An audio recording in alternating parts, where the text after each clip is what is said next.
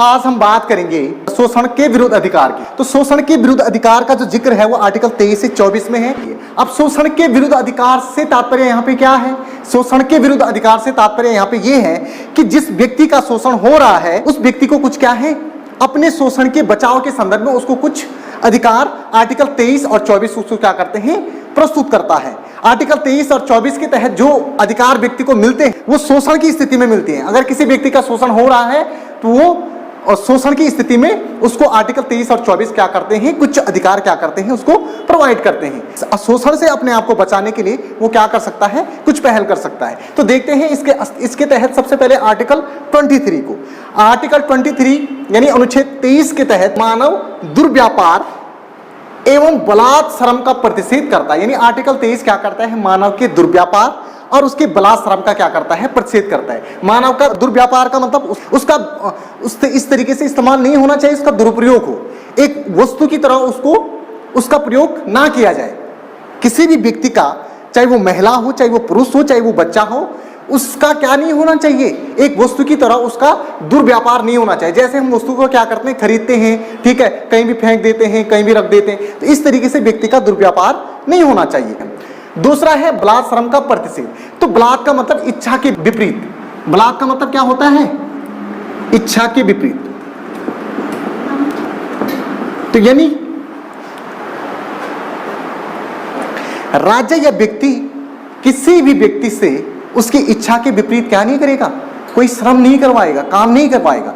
तो कहने का मतलब यह है कि आर्टिकल 23 के तहत मानव दुर्व्यापार एवं बलात् श्रम का प्रतिषेध करने की बात आर्टिकल 23 करता है। आर्टिकल 23 क्या बोलता है कि मानव का दुर्व्यापार नहीं होगा एवं उसकी इच्छा के विपरीत क्या नहीं होगा, उससे कोई काम नहीं कराया जाएगा। तो इस तरीके की बात आर्टिकल 23 में की गई है। ठीक है, इसमें राज्य और व्यक्ति किसी भी व्यक्ति से बेगार और बलात् श्रम नहीं कराएगा। जो पहली चीज है वो ये है कि राज्य या व्यक्ति, चाहे वो स्टेट हो चाहे वो व्यक्ति हो, ठीक है, वो किसी भी व्यक्ति से क्या नहीं करेगा, बेगार। बेगार का मतलब बिना पगार के, बेगार का मतलब बिना पगार, और बलात् मतलब इच्छा के विपरीत।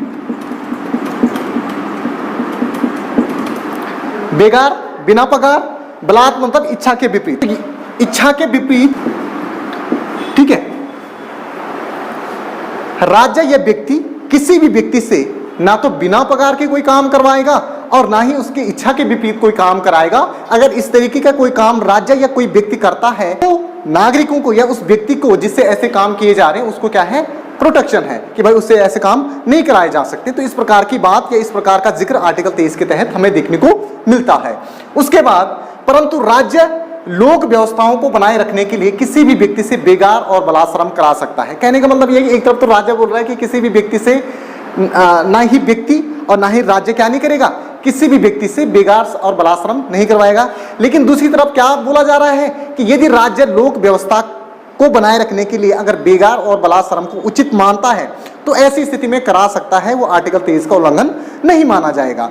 बट राज्य अगर बेगार और बलात् श्रम लोक व्यवस्था को बनाए रखने के लिए अगर करवाता है तो राज्य को यह भी ध्यान रखना पड़ेगा कि उस श्रम को करवाते हुए धर्म, मूल वंश, लिंग, जन्म स्थान के आधार पर विभेद नहीं किया जाएगा। ऐसा नहीं होगा, राज्य यहाँ पे ऐसा नहीं करेगा कि भाई अल्पसंख्यकों के लिए भेदभाव कर रहा है या फिर जो बहुसंख्यक है उनके लिए भेदभाव कर रहा है। तो इस तरीके से राज्य जो लोक व्यवस्था बनाए रखने के लिए बेगार और बलात् श्रम करवाएगा तो उस बेगार और बलात् श्रम में धर्म, मूल वंश, लिंग और जन्म स्थान के आधार पे भेदभाव नहीं करेगा। अगर करेगा तो ऐसा नहीं कि भाई सिर्फ एक ही वर्ग के लोग या एक ही कम्युनिटी के लोग इस काम को करें, दूसरे वाले लोग इस काम को ना करें, ये तो भेदभाव हो जाएगा। तो राज्य क्या करेगा, लोक व्यवस्था के संदर्भ में कोई भी भेदभाव नहीं करेगा। पर अन्यथा राज्य या व्यक्ति किसी भी व्यक्ति से क्या नहीं करेगा, क्या नहीं करवाएगा, बिना पगार के और इच्छा के विपरीत काम नहीं करवाएगा। ये आर्टिकल 23 में इस तरीके के अधिकार हमें दिए गए हैं।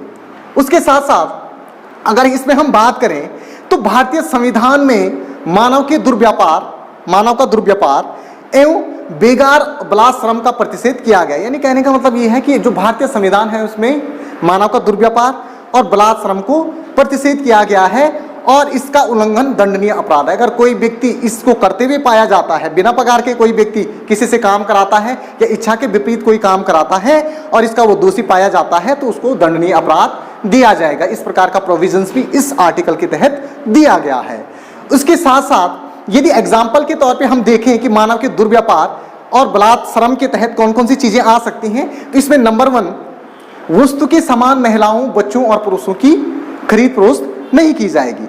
यानी वस्तु के समान, जिस तरीके से हम वस्तु को खरीदते हैं उस तरीके से ना महिलाओं को खरीदा जाएगा, ना किसी पुरुष को खरीदा जाएगा, ना बच्चों को खरीदा जाएगा। अगर इस प्रकार से खरीदा जाएगा तो ये क्या है, दंडनीय अपराध है। उसके साथ साथ दूसरा जो एग्जाम्पल है, महिलाओं तथा बच्चों का व्यापार या वेश्यावृत्ति। महिलाओं और बच्चों का व्यापार नहीं होगा और वेश्यावृत्ति जैसे मामले नहीं होंगे। इस प्रकार का प्रोटेक्शन भी आर्टिकल 23 क्या करता है, प्रोवाइड करता है महिलाओं और बच्चों के संदर्भ में। ये भी क्या है, बेगार और बलात्कार श्रम के दायरे में आता है। इसके बाद देवदासी तथा दास प्रथा को प्रतिबंधित भी इसी आर्टिकल के तहत किया गया है। देवदासी का मतलब क्या होता था कि पहले राजा महाराजा या कोई बड़े लोग होते, एलिट होते थे जो ठीक ठाक हैं, पैसे वाले, ठीक है, उनकी सेविकाएं होती थी या फिर उनके दास होते थे।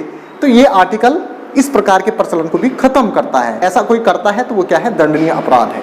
तो इस तरीके से आर्टिकल 23 में इस प्रकार से मानव के दुर्व्यापार एवं बलात्कार श्रम को प्रतिषेध किया गया है। अब हम बात करते हैं अनुच्छेद 24 की।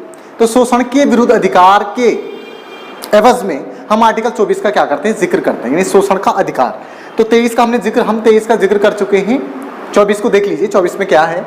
24 के तहत कारखानों आदि में बालकों के नियोजन का निषेध।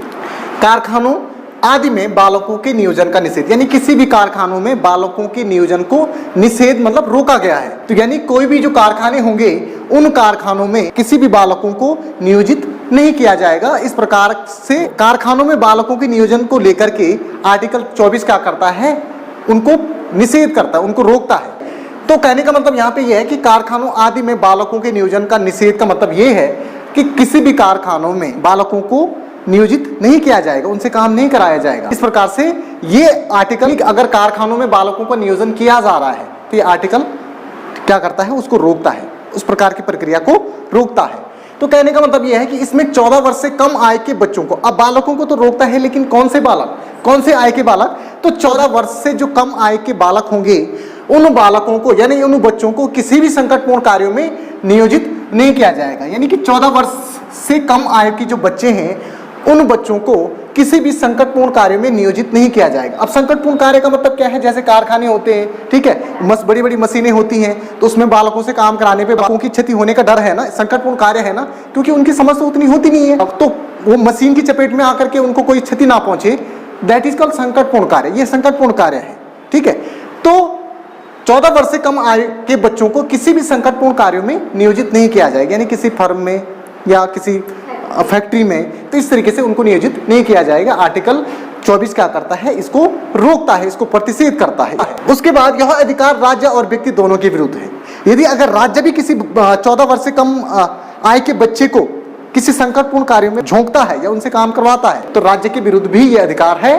और उसके साथ साथ अगर कोई व्यक्ति इस प्रकार के काम को करता है कि 14 वर्ष से कम आय के बच्चों को क्या करता है, संकटपूर्ण कार्यों में क्या करता है, उनको संलग्न करा है, तो व्यक्ति के विरुद्ध भी यह अधिकार क्या है, प्रदान है 14 वर्ष से कम आय के बच्चों को। तो इस प्रकार का प्रोटेक्शन क्या है, आर्टिकल 24 के तहत 14 वर्ष से कम आय के बच्चों को दिया गया है।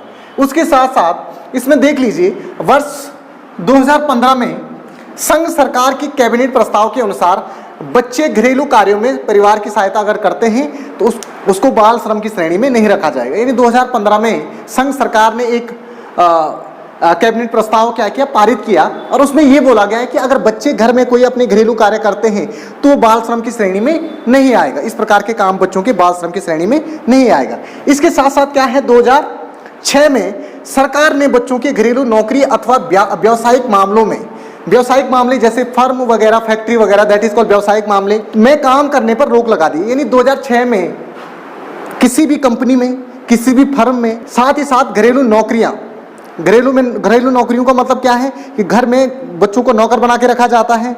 तो इस प्रकार के काम को लेकर के 2006 में सरकार ने क्या किया है, इस प्रकार के कामों पर रोक लगाई। कहने का मतलब ये है कि 2006 में सरकार के द्वारा घरेलू नौकरी, व्यावसायिक मामलों में मतलब जैसे फर्म हो गया, फैक्ट्रियां हो गई, तो इन मामलों में छोटे बच्चों के काम करने पर रोक लगाई है सरकार ने। यदि अगर इसमें 14 वर्ष से कम आय के बच्चों को नियोजित करने वाले किसी व्यक्ति का नाम आता है, या कोई व्यक्ति ऐसा है या कोई फर्म ऐसी है कि वो 14 वर्ष से कम आय के बच्चों को क्या करता है, काम करवाता है, तो ऐसी स्थिति में उसके विरुद्ध दंडात्मक कार्यवाही की चेतावनी प्रस्तुत की गई है, यानी वो उसके खिलाफ दंडात्मक कार्रवाई की जा सकती है। तो नॉर्मल टर्म में आप ये समझेंगे कि भाई आर्टिकल 24 में क्या है, कारखानों आदि में बालकों के नियोजन का निषेध किया गया है। इसके तहत किसी भी संकटपूर्ण कार्यों में बालकों को नियोजित नहीं किया जाएगा। ये अधिकार राज्य और व्यक्ति दोनों के विरुद्ध 14 वर्ष से कम आय के बच्चों को प्राप्त है। इसके साथ साथ वर्ष 2015 में संघ सरकार के कैबिनेट एक प्रस्ताव के द्वारा ये बोला गया कि अगर घर में कोई बच्चे घरेलू काम करते हैं तो बाल श्रम की श्रेणी में नहीं आएगा। इसके साथ साथ 2006 की अगर हम बात करें तो 2006 में सरकार ने इस प्रकार की बात बोली है कि भाई अगर व्यावसायिक फर्मों में, जो व्यावसायिक फर्मों में 14 वर्ष से कम आय के बच्चों को क्या करेगा, सम्मिलित करेगा या उनसे काम करवाएगा, तो उसके विरुद्ध दंडात्मक कार्रवाई उसको दी जा सकती है। तो इस प्रकार की चेतावनी 2006 में दी गई।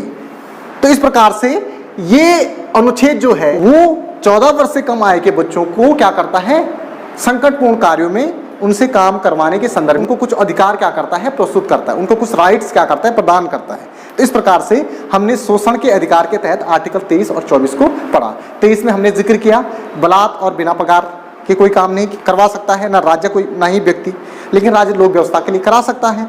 इसमें बालकों को संकटपूर्ण कार्यों में नियोजित नहीं करा सकता है, ना ही राज्य करा सकता है और ना ही व्यक्ति करा सकता है। तो ये आपके शोषण का अधिकार क्या हो गया, खत्म हो गया।